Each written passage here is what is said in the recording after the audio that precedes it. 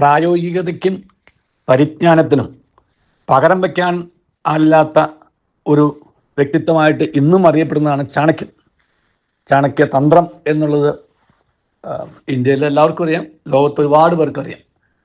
പ്രത്യേകിച്ച് ഈ ഡിപ്ലോമാറ്റിക് തലങ്ങളിൽ വർക്ക് ചെയ്യുന്നവർക്കും അതുപോലെ രാഷ്ട്രീയ കരുനീക്കങ്ങൾ നടത്തുന്നവരുടെ ഇടയ്ക്കൊക്കെ വളരെ പ്രശസ്തനായിട്ടുള്ള വ്യക്തിയാണ് ചാണക്യൻ.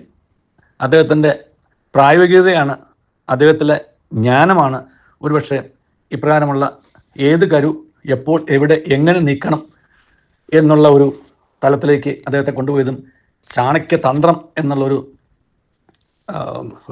ശൈലി തന്നെ രൂപമെടുത്തത്. അദ്ദേഹത്തിൻ്റെ അഭിപ്രായത്തിൽ നാം ഏത് പ്രവൃത്തി ചെയ്യുമ്പോഴും അല്ലെങ്കിൽ ഏത് ഉദ്യമത്തിൽ ഏർപ്പെടുമ്പോഴും ഏത് സംരംഭം ആരംഭിക്കുമ്പോഴും എല്ലാം 3 ചോദ്യങ്ങൾ അവനവനോട് തന്നെ ചോദിക്കണം. ഇത് why am I doing it, ഞാൻ എന്തിനാണ് ഇത് ചെയ്യുന്നത്? What results it could bear, ഇതിൻ്റെ ഫലങ്ങൾ എന്തായിരിക്കും? വിൽ ദേ ബി സക്സസ്ഫുൾ, ഇത് സക്സസ്ഫുൾ ആവാൻ സാധ്യതയുണ്ടോ? ഈ 3 ചോദ്യങ്ങൾ ചോദിച്ചിട്ട് അവനവനോട് ചോദിച്ചിട്ട് ഈ ചോദ്യങ്ങളെക്കുറിച്ച് കുറച്ച് നേരം ചിന്തിച്ചിട്ട് ഈ ചോദ്യങ്ങൾക്ക് തൃപ്തികരമായ ഉത്തരം, only if you get satisfactory answers for all these 3 questions together, ഈ 3 ചോദ്യങ്ങൾക്കും നിങ്ങൾക്ക് ഒരു തൃപ്തികരമായ ഉത്തരം ലഭിക്കുകയാണെങ്കിൽ മാത്രമേ നിങ്ങൾ ആ സംരംഭത്തിൽ ഏർപ്പെടാവുള്ളൂ. അപ്പം ഈ 3 ചോദ്യങ്ങൾ ചോദിച്ചിട്ടാണ് ചാണക്യൻ ഏത് തന്ത്രങ്ങൾ പ്രയോഗിച്ചതും തന്ത്രങ്ങൾ പ്രയോഗിക്കാൻ മറ്റുള്ളവർക്ക് ഉപദേശം കൊടുത്തത്. കാരണം ഈ 3 ചോദ്യങ്ങൾക്ക് തൃപ്തികരമായ ഉത്തരം കിട്ടുകയാണെന്നുണ്ടെങ്കിൽ പിന്നെ നമുക്കൊന്നിനെയും ഭയപ്പെടേണ്ട കാര്യമില്ല, ധൈര്യമായിട്ട് മുന്നോട്ട് പോകാം. നമുക്ക് ധൈര്യ കുറവുണ്ടാവുന്നതും നമുക്ക് പരാജയങ്ങൾ ഉണ്ടാവുന്നതും വേണ്ടത്ര പരിജ്ഞാനമില്ലാതെ നമ്മൾ എടുത്ത് ചാടി ഓരോ കാര്യങ്ങൾ ഏർപ്പെടുമ്പോഴാണ്. എടുത്ത് ചാടി ഓരോ കാര്യങ്ങൾ ഏർപ്പെടുമ്പോൾ നമുക്ക് എടുത്ത് ചാടി തന്നെ പുറകോട്ട് പോരേണ്ടിയും വരും ചിലപ്പോൾ.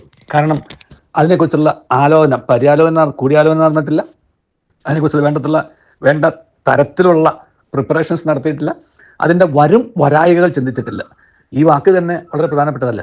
വരായികൾ, എന്ത് വരും എന്ത് വരില്ല, അതാണ് വരായികൾ എന്ന് പറയുന്നത്. അപ്പോൾ വരായികളെക്കുറിച്ച് ചിന്തിച്ചിട്ട് നമ്മൾ ഒരു ഉദ്യമത്തിൽ ഏർപ്പെട്ടാൽ ആ ഉദ്യമത്തിന് വലിയ വിജയം ഉണ്ടാവും. കാരണം ആ ഉദ്യമത്തിൽ വരായികളെ കുറിച്ച് ചിന്തിക്കുമ്പോൾ ഈ 3 ചോദ്യങ്ങൾ നാം അവനവനോട് തന്നെ ചോദിക്കും. ഞാൻ എന്തിന് ഈ ഉദ്യമത്തിൽ ഏർപ്പെടുന്നു? ഈ ഉദ്യമത്തിൽ ഏർപ്പെട്ടാൽ അതിൻ്റെ ഫലങ്ങൾ എന്തൊക്കെയായിരിക്കും? അത് വിജയപ്രദമാകുമോ? ഈ ഉദ്യമം വിജയപ്രദമാകും.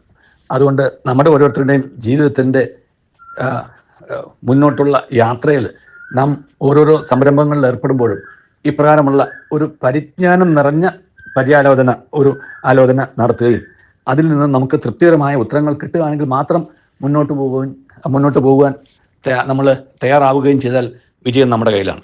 ദൈവം നമ്മുടെ വിജയമാണ് ആഗ്രഹിക്കുന്നത്. ആ ദൈവം തന്നെയാണ് നമുക്ക് ജ്ഞാനം തന്നിട്ടുള്ളത്. ആ ജ്ഞാനത്തിൻ്റെ ഒരു ഘടകമാണ് നമ്മളിപ്പോൾ ചിന്തിച്ചത്. അങ്ങനെ ദൈവത്തിൻ്റെ അനുഗ്രഹം കിട്ടണം എന്നുണ്ടെങ്കിൽ ദൈവം തന്നിട്ടുള്ള ജ്ഞാനം ഉപയോഗിച്ച് ആ പാതയിലൂടെ നടക്കാൻ നമുക്ക് പരിശ്രമിക്കാം. ദൈവം നമ്മെ അനുഗ്രഹിക്കട്ടെ. നല്ലൊരു ദിവസം എല്ലാവർക്കും നേരുന്നു.